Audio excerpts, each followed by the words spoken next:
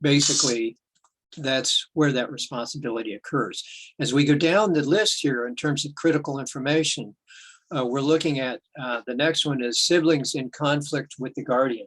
This topic comes up intermittently. There, you can ask it in as a matter of routine during the intake, or it can pop up in the conversation during the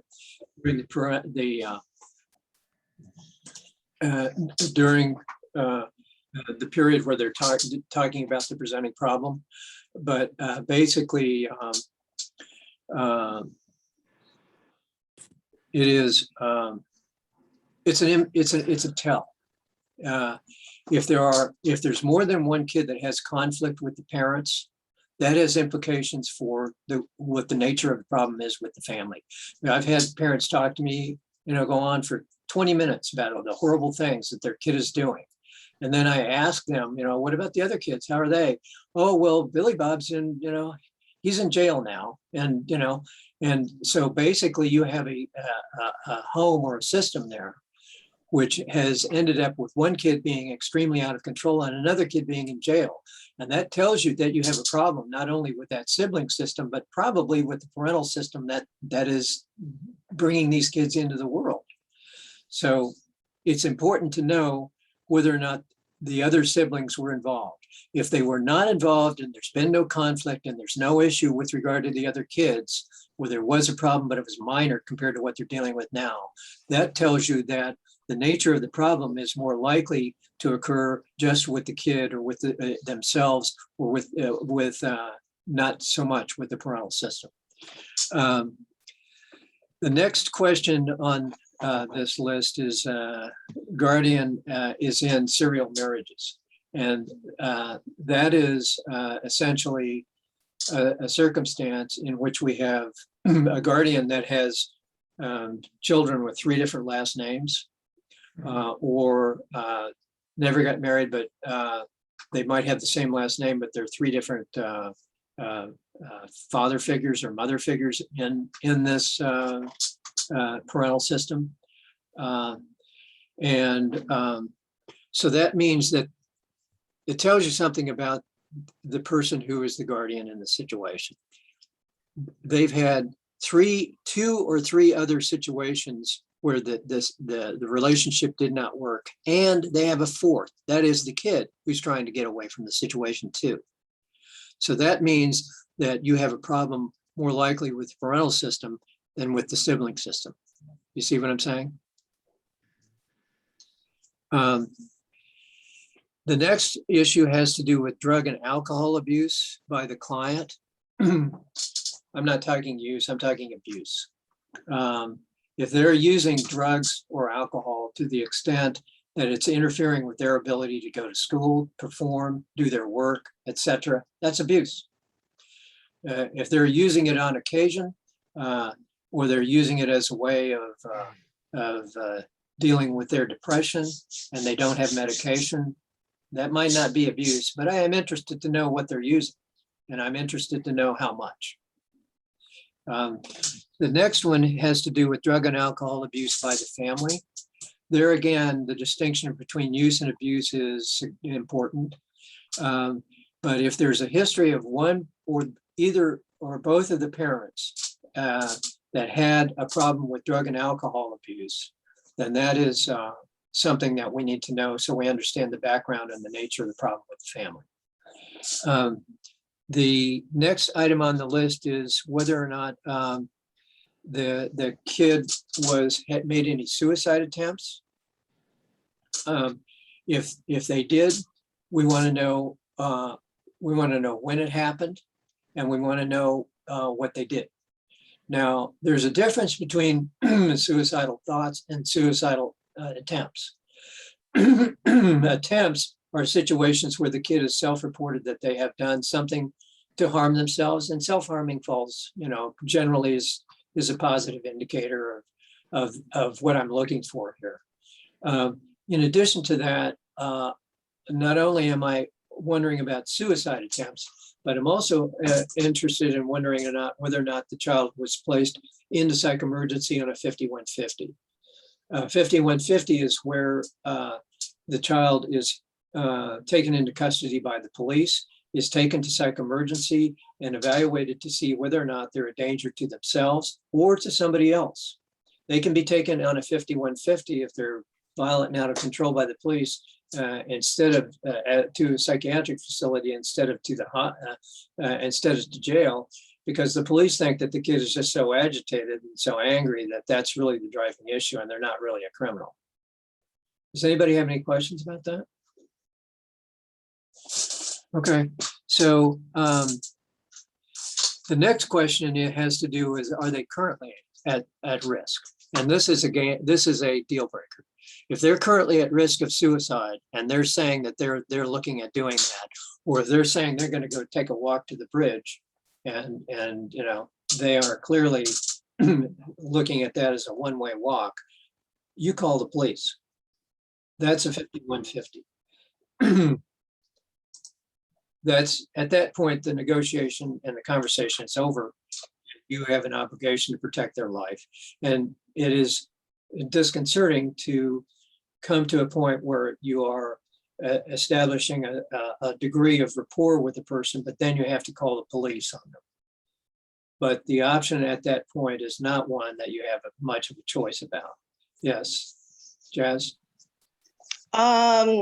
When you guys do the intake and you guys are going through all these questions and they say, yes, I have suicidal ideation. Yes, I've attempted. I'm driving. Now this really happened. I'm driving and I'm about to jump off the car. We had an intake person take all these allegations very, very serious and start freaking out. I think Tom was on vacation and she was gonna call 911, the ambulance. And I'm like, wait, what's going on? So then I simply asked her, what's going on? Okay, well, are you alone? Who are you with? The whole time she had the grandma next to her on the passenger side, and she was on speakerphone, and the car they had parked so they could talk to us. So yeah, these are all, you know, she's thought about it, but grandma's right there with her and they parked the car. So it wasn't like a immediate emergency to take care of. And grandma was listening the entire time to the conversation. So just ask more questions. Simply ask where you're at, who you're with, who's there next to you, are you alone? To find out what really is going on. But at the same time, what if that grandmother was very frail and could not stop the kid from doing something? I mean, I think that's true. You would have to assess the situation. What happened was the grandma, they had parked, so I wasn't too worried as much versus had she been actually driving, or if she was alone without grandma. And we were on the phone with her for so long where she was able to calm down. So they do calm down, and I think what we can do is we can have a more extensive discussion about emergency procedures and how to handle situations where a kid is becoming actively suicidal in a separate training, and we need to do that with our foster parents anyway. So let's move to the next item on the list, and that is, we're asking whether or not there are any suicidal family members. And mainly what I'm really interested in there is particularly biological family members.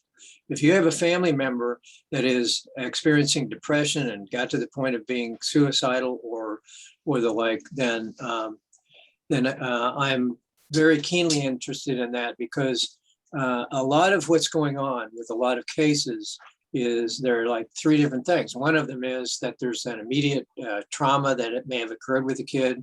Another one is that the kid and the parents have a history of difficult relations. And the third one is that the kid has an emerging genetically driven condition.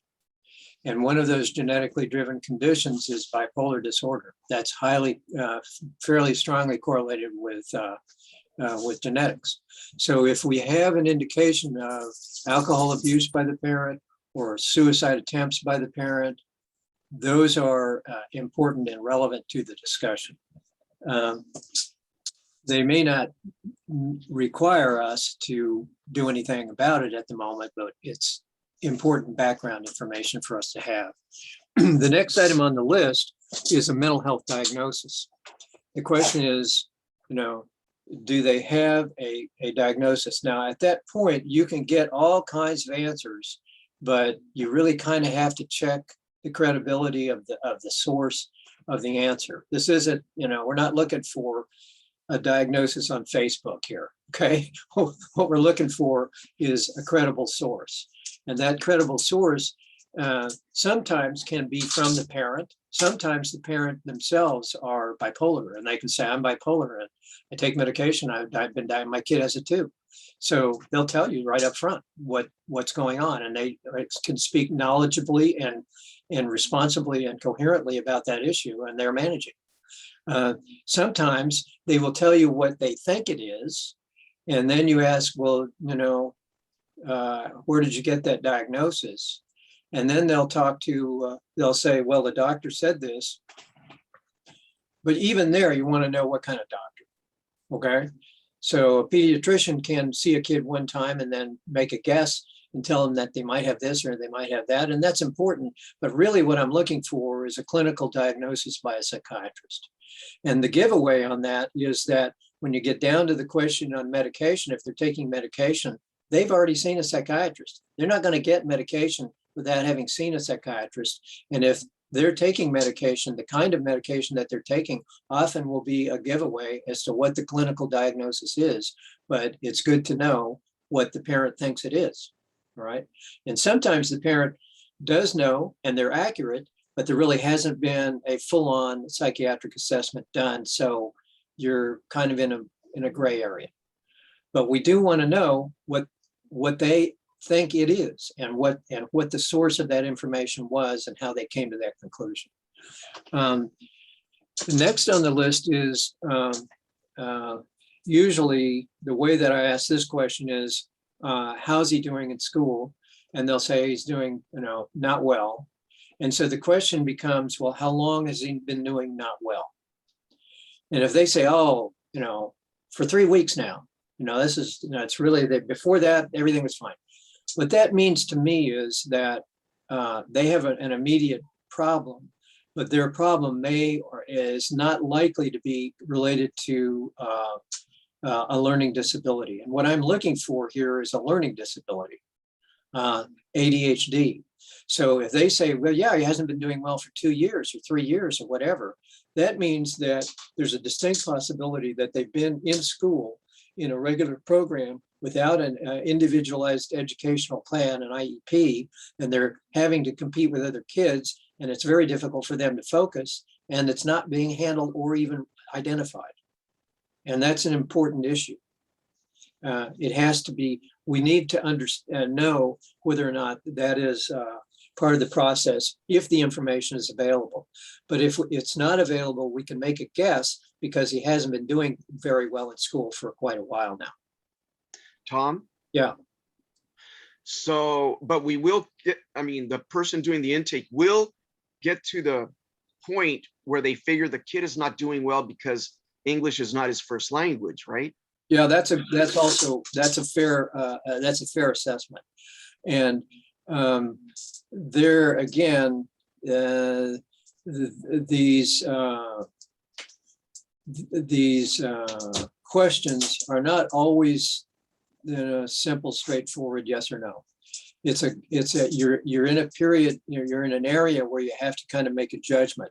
But at least you can identify in that particular question, they haven't been doing well for 2 years, or they haven't been doing too well, but it's only been for a short period of time. And it should be fairly clear on the initial intake when you're talking about ethnicity that you can ask them where they came from, what their, family of origin is, blah, blah, blah. And they will give you an indication. And frequently they will tell you they just came, or, there's part of what also occurs in the presenting problem is they can tell you they just moved from Marin like 3 weeks ago, or they just moved from wherever. And usually they'll tell you their history about that. And even moving within the country can be a problem for an adolescent teenager. So that is a relevant question. And it does mean that it's not that poor grades don't necessarily mean they do have a learning disability at all. The next one is a straightforward, are you depressed? And that question has to do with whether or not, and if they say sometimes they don't know that they're depressed, and they are. They can say, well, I just don't feel well, I feel down, they don't even know the term. And so you can ask them, have they been feeling down and out, not feeling interested in anything, lack of motivation, lack of interest, inability to handle day-to-day chores, staying in bed. Those are all cutting. Those are all indications of depression, even if they don't tell you that there's depression there. And then you can describe some of those things and ask them if that's what's happening with them. And they'll say, yeah, that's what's happening. And I feel that. And then what you also want to know is about what % of the time. Is that all the time, or is it just when your parents are around, or is it like, up and down? And also the other leading question that is connected to depression is, are they angry? Do they also get angry and upset? And you can ask the parents this, or even the kid, and they'll tell you, yeah, sometimes I just get really, really angry and just blow it. And at that point, you're talking about potential of bipolar disorder, both depression and mania. And so the depression question is a lead on to the next question of whether or not they get angry. And it's not on the sheet, and you just need to know it. The next item on the list is there any history of fire starting? And I don't mean, lighting candles or lighting, some substance in the bathroom, that doesn't matter to me. What I'm looking for is whether or not they tried to burn a building down, whether they lit a field on fire, whether they started a fire at school in reprisal for something they didn't get. I'm talking about serious fire starting, not camping. The next on the list is. Can I interrupt there? Yeah. I guess besides fire starting, there could be other questions that could be asked. I mean that could be added to the list. Don't some kids that have these type of issues, don't they harm animals also? Like to Maybe. Watch the animals suffer? That is one of the indicators.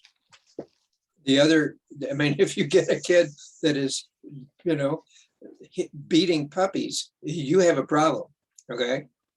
And that usually comes out in the presenting problem.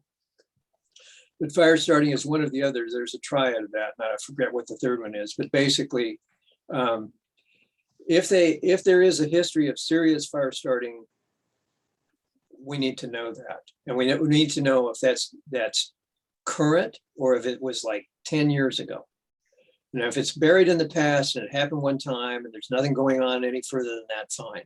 If there's something that has happened last week or 6 months ago, and they lit something serious on fire, and it took a fire extinguisher to get it out, or they had to call the fire department, or it was a problem, and they got cited and kicked out of school or whatever.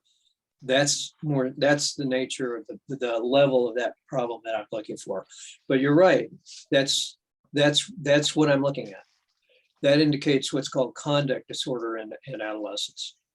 And it is a serious problem, and it's one that we are more reluctant about handling and taking. In fact, it could be a deal breaker if it's recent and serious. The next one is whether or not the police have been called out to the house. And that essentially is a fairly straightforward question, but the parents will sometimes answer the question and say, yeah, 5 times or once or whatever. It's important to know, and if there's more than one police event where the police are called out to the house, that's a significant indicator and a tell. But it is also important when somebody says yes to that, that you have a you kind of follow up with that, and you can say, well, were they called out? Why were they called out? Well, 3 times because he ran off, but the other time was because me and my spouse got into a big fight. The other 3 times. Okay, so basically, you're talking about not only police tracking down the kid, but dealing with the parents who have domestic violence issues. So, or there's one other thing, and that is that the kid or some other member of the family, has a mental health condition that requires police involvement. That other one was regularly wetting the bed. Yep, that's it. Yep. Cruelty to animals, fire starting, and wetting the bed. Those are tells. And they usually do tell you. They'll often tell you that on the presenting problem. Jasmine typed stealing in the chat. Yep, stealing. Okay, conduct disorder actually has a full range of problems, but a full-on, seriously involved individual has